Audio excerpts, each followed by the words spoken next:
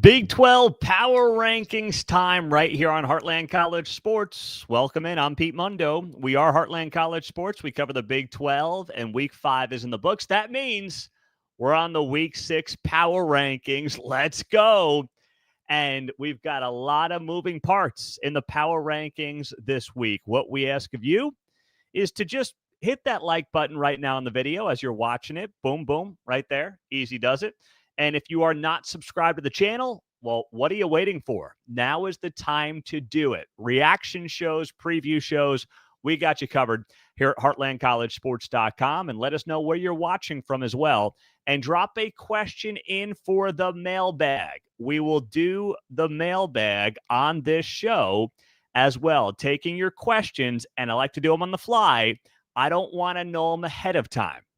So let's dive into the power rankings first on heartlandcollegesports.com. I'm Pete Mundo. We'll start at 16, work our way to number 1. At number 16 in the power rankings, well, the team that was there last week, the Oklahoma State Cowboys. They played their first game without Mike Gundy on the sidelines as a head coach or an assistant coach in 25 years, and it was beyond bizarre and beyond weird. It felt like the Twilight Zone. And actually, Oklahoma State didn't play bad. They're playing, or at least they played hard for Doug Meacham on Saturday. Does that mean he's the guy? Does that mean he has any chance at this job? Probably not. But at least for a Saturday, they played Baylor tough. And the defense was the problem, not really the offense. Zane Flores had a career game. Now, he hasn't played a lot, but he had a career game against that Baylor defense that has been sucking wind all season long. But there's no reason to take Oklahoma State out of that basement. They are at number 16. At number 15 in the power rankings, West Virginia falling from number 12 to number 15. West Virginia has now lost 2 Big 12 games the last couple of weeks by a combined 65 points. Woo! That Pittsburgh win feels like a lifetime ago, huh? I know they are dealing with injuries, but that is a brutal start to the Big 12 season for the West Virginia Mountaineers under Rich Rod. I've got them at 15 right now. At number 14, the Colorado Buffaloes, down from 13. You know, they looked like a different team there in that first quarter. They were in a situation where they were up 14-0 over BYU. And I had hammered BYU, so I'm like, this is not good. This is not what I expected. But BYU made the adjustments, especially on defense, and Colorado just did not respond. So Colorado is down at number 14 right now. I'm still not sold on the offensive or defensive lines, although they looked better at times on Saturday night. And I still see a very difficult road ahead for this team this year because it's not clear to me that Colorado can develop players like you need to win at this level. It's not about the talent. They've got some talent, high-end talent, 5-star dudes on this team, but you need the right guys to develop them. And it's not clear whether or not Coach Prime has the staff for that right now. At number 13 in the power rankings, UCF. They fall a couple of slots down from number 11 last week, and they went to Manhattan. They lost to Kansas State. I still see a program getting better every week, and there's a lot of room to grow this year under Scott Frost. I'll tell you what, too. The defense has been surprisingly solid. Okay? And that is something that has surprised me. You know who their defensive coordinator is at UCF? I mean, UCF fans are like, of course we know. The casual Big 12 fan probably doesn't know. It's Alex Grinch. Yeah, that guy. He got run out of Norman. He got run out of USC.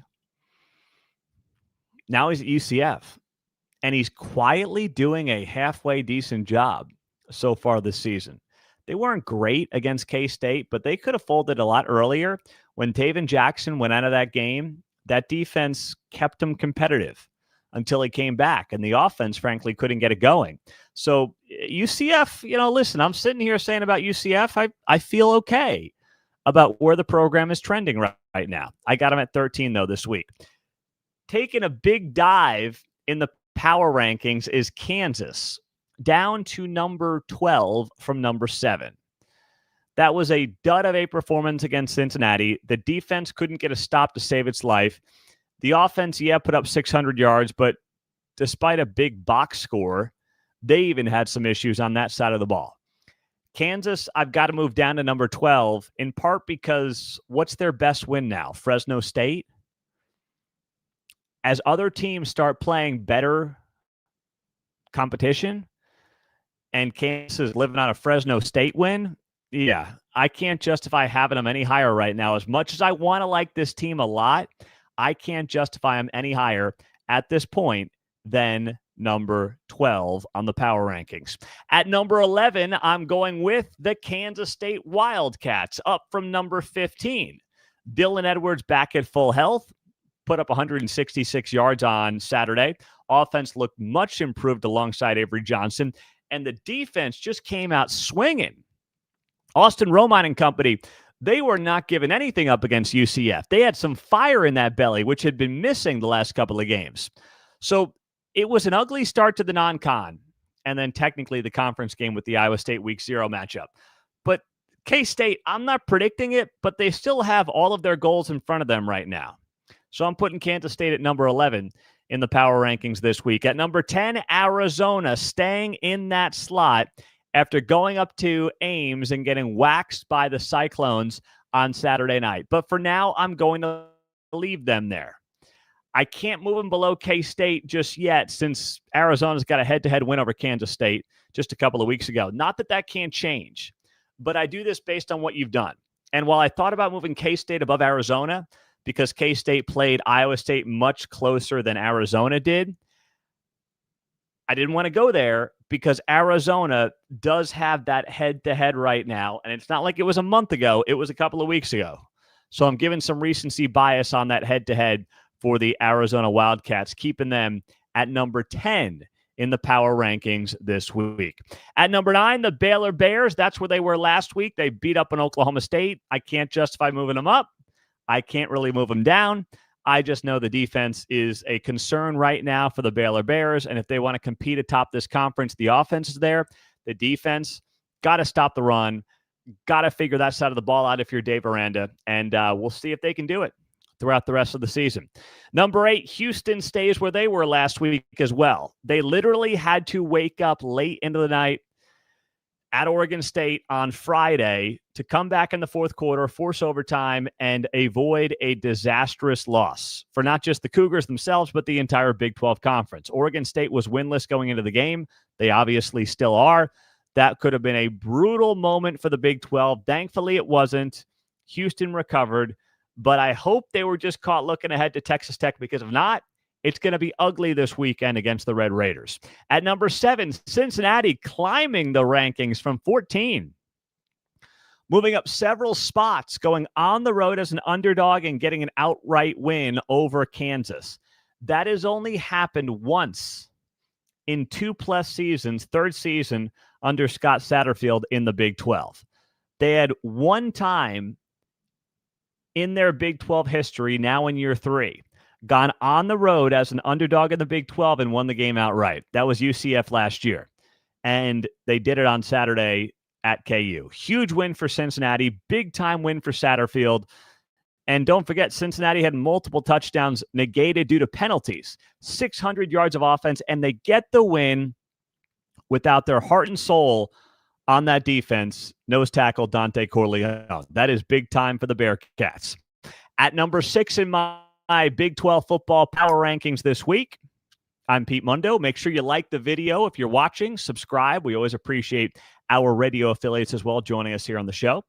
Utah hanging in at number 6, going on the road, blasting West Virginia. Devin Dampier looked like the guy that we thought he could be and still can be. He just wasn't against Texas Tech, which I think says a lot more about Texas Tech than it does Devin Dampier.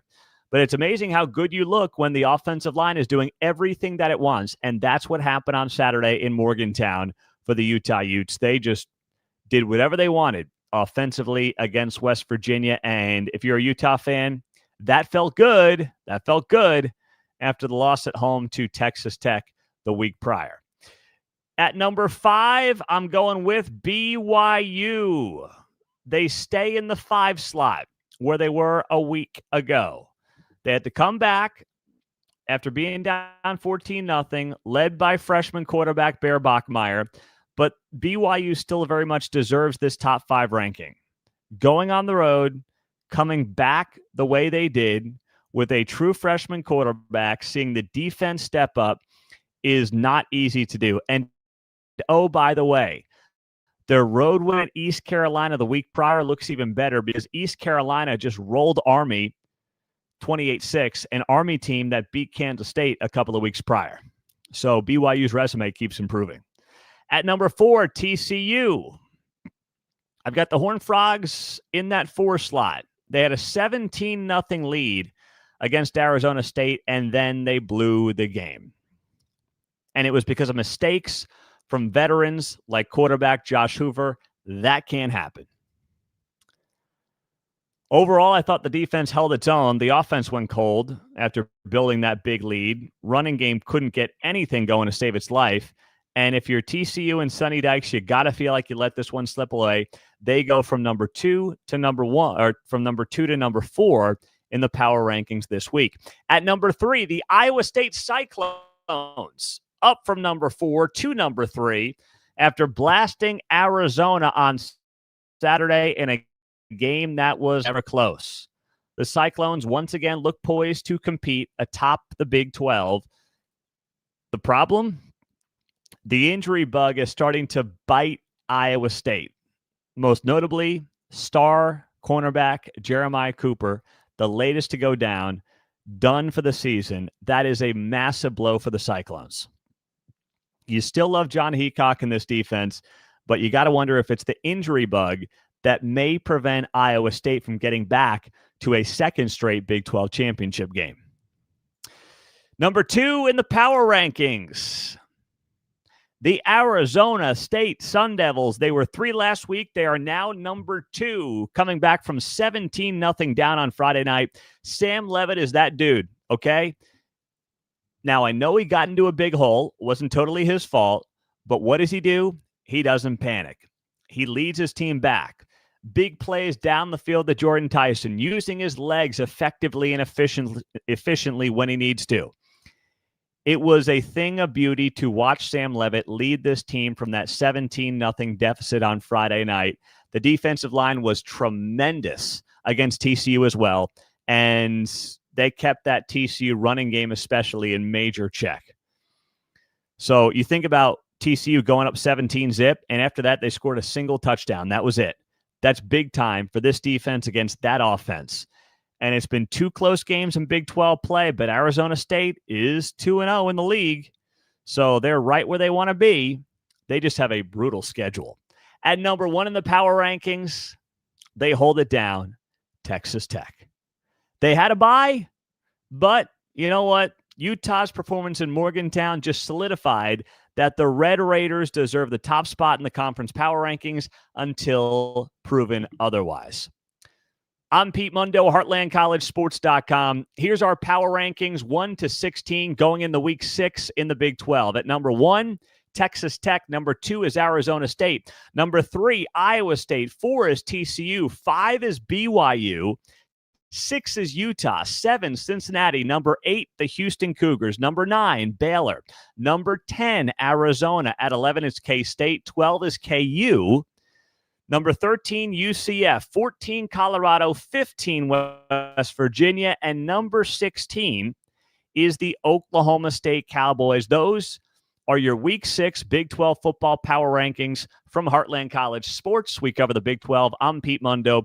Glad you're joining us. We just want to make sure that you have liked the video and you are subscribed to the channel on podcast or, of course, on the YouTube channel. We appreciate you doing that. Makes a big difference for the show. Well, the Tech fans like the power rankings, as you should. I mean, there's no reason to not have Texas Tech at number 1 right now. All right, let's get to your mailbag. Get in the questions. A lot of you saying I'm the only one, by the way, that picked Arizona State to win last week against TCU. That may be true. I mean, I'm sure someone else did, but I was on Arizona State last week. So give me your questions. Let's get to it. I'm going to look at some of your questions on Facebook right now, and we'll do the mailbag portion here on the show. All right. You ready for this? Pete, this comes from Connor on Facebook. Follow us there. Follow us on X and follow us on Instagram as well. Just search Heartland College Sports. Will Tech's defensive line be too much for the Houston Cougars? It's a very good question. And my hunch would be yes. And it's just because they've been too much for everybody. And if you're too much for Utah, who has arguably the best offensive line in the Big 12 with 2 potential first-round draft picks on that O-line, then yes, you're going to be too much for basically everybody else. So I do believe that they are going to be too much for Houston. Now, you also look at the fact that Houston, they're middle of the pack in terms of how many sacks they've given up in their first few games. But, man, Texas Tech has been so darn impressive. And that line, I will never forget that offensive line performance or defensive line performance against Utah a couple of weeks ago. So the easy answer to that right now is a yes. Don asks, can KU figure out how to play defense? Based on what I saw on Saturday, the answer there is no, Don. What makes you think they're ready to play defense? I like Brendan Sorsby. I like Evan Pryor, the running back for Cincinnati. I've been impressed by him. He's an Ohio State transfer since I saw him first against Nebraska in week 0 or week 1. But this is not like Patrick Mahomes and Barry Sanders here. And that's what they looked like against that Kansas defense. So, I mean, if they can't stop anybody, then KU's not going to get to a bowl game. And if Lance Leipold doesn't get to a bowl game, assuming Jalen Daniels stays healthy, that will be a major disappointment and letdown of a season for Lance Leipold. There's no doubt about it.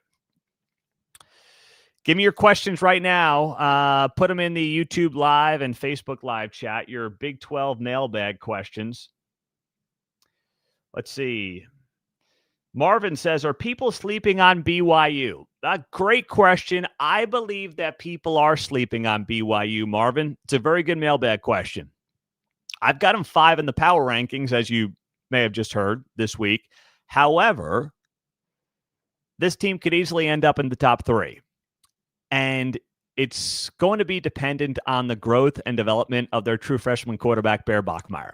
We know what that defense is. It's going to be tremendous under Coach Hill. I believe that they have enough horses offensively to work around Bear Bachmeier, led by L.J. Martin, Chase Roberts, guys like that, to help him along. I also just think the ceiling is higher for him than it ever was for Jake Retzlaff. You knew what you were getting with Jake Retzlaff, but with Bear Bachmeier, you're getting a guy where you have these goal line packages for him. He's a beast down inside of that 5-yard line. You can run him. You don't have to necessarily worry about him getting all banged up. He's a big dude, and he can sling it too. So I believe people are sleeping on BYU. It's a very good question there, Marvin. Let's see. What else do we have here? Come on, you're all watching live. Get those questions in, and I'll keep going to the Facebook, all right? Let's see. Who this is from Dustin right now on Facebook.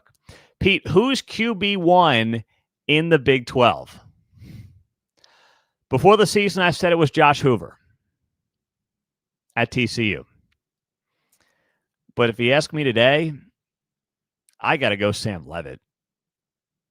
What he did against Baylor in Waco, leading that team on a touchdown drive that was tremendous in the fourth quarter, then coming back down the field on the game-winning walk-off field goal drive was just leadership at its best. And then he comes back down 17-0 at home against TCU, rallies the troops, comes from behind, wins that game 27-24. How do I say it's not Sam Leavitt, especially when Sam Leavitt just beat my guy, Josh Hoover, head-to-head? So, listen, I like Hoover a lot. I had him as the top quarterback in the Big 12 prior to the season. But if I got to win a game right now and I want one dude in this league, it's Sam Leavitt from Arizona State. That's where I'm at. Let's see. What else do we have here? I'm just trying to get. Oh, hang on. Wrong click. What else do we have here? Ooh, this is a good one. Pete, which Big 12 team can become the next Clemson or Oregon? Probably should go to Oregon. I'm not sure you want to be Clemson right now, but I see what you're talking about there. Historically, a couple of natties, the whole thing. Well, I'd have to buy in the Texas Tech at the top of that list. How could you not? The money they're spending is unbelievable. Cody Campbell, one of their big donors, is not Phil Knight as a household name, but heck, he may become one with the role that he's playing with NIL on Capitol Hill, with the administration and everything else. So you got to put Texas Tech into that grouping. And, you know, there's a couple others I would want to have the conversation about. Arizona State, Iowa State, and BYU just seems to have a good thing going. You know, I mean, they're spending more money. They're flashier, I should say, when it comes to basketball spending than football spending.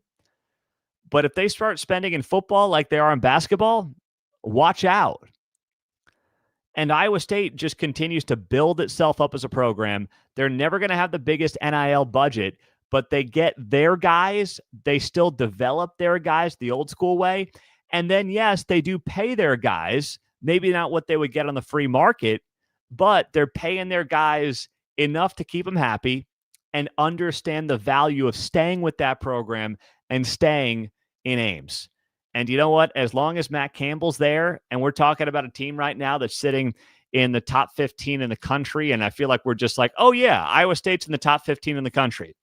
When you're saying that about Iowa State football, thinking about where this program was a decade ago, what if I told you 10 years ago we'd have Iowa State undefeated in the top 15, 5-0 for a second straight season, and we'd be like, oh, yeah, we expected that.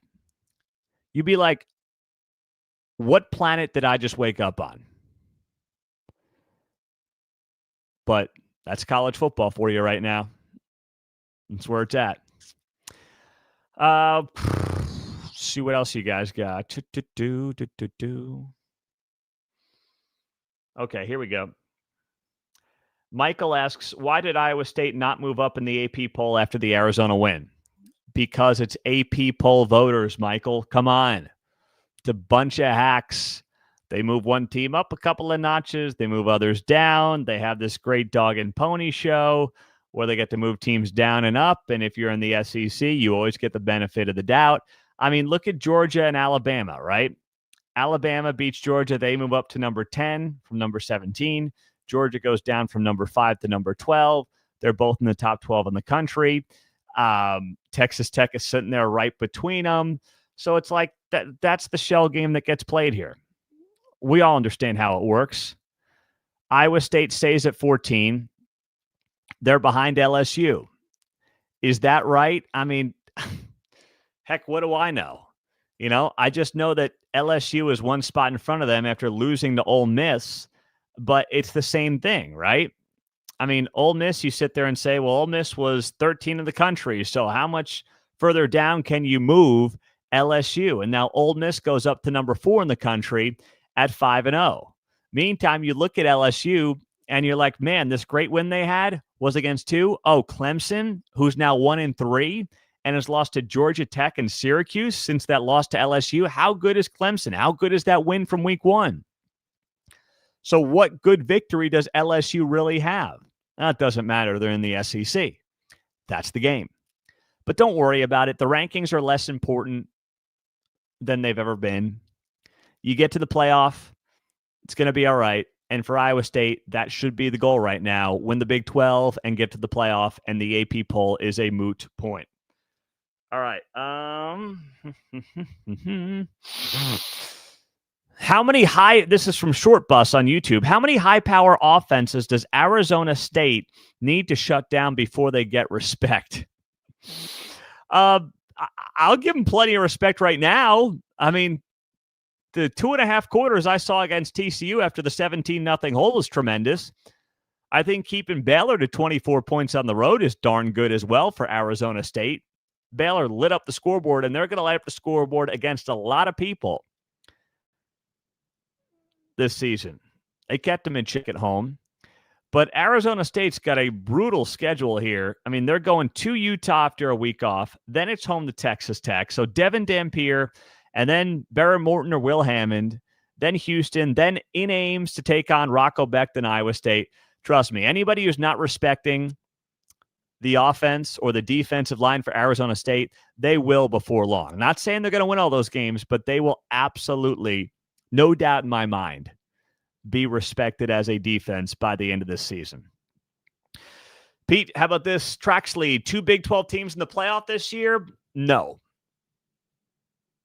I am not predicting 2 Big 12 teams to make the playoff. I'd love to see it, but it would take an undefeated team, at least one, getting to the Big 12 championship game and then losing by like a field goal to a 1 or 2 loss Big 12 team, and then that team ends up getting to the playoff, and the team that was undefeated gets in as an at-large. And I just don't see that happening for this league this season. You've only got 4 undefeated teams left: Iowa State, BYU, Houston, and Texas Tech. A bunch of those teams are playing each other. Heck, Houston and Tech are playing this weekend. So you're going to be down to 3. I just don't see the math working out. I think the Big 12 has actually some more quality at the top than it may have had last season. But I don't see 2 Big 12 teams getting in this year. That would absolutely shock me if that were to happen. What else you guys got here? Dun, dun, dun, dun,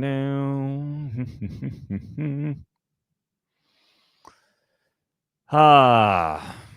Let me see what you have on Facebook for us as well. Dun, dun, dun, dun, dun, dun. Stan says, where would the Big 12's top 4 teams finish in the ACC, Big 10, and SEC? That is so hard to project, but it's an awesome question.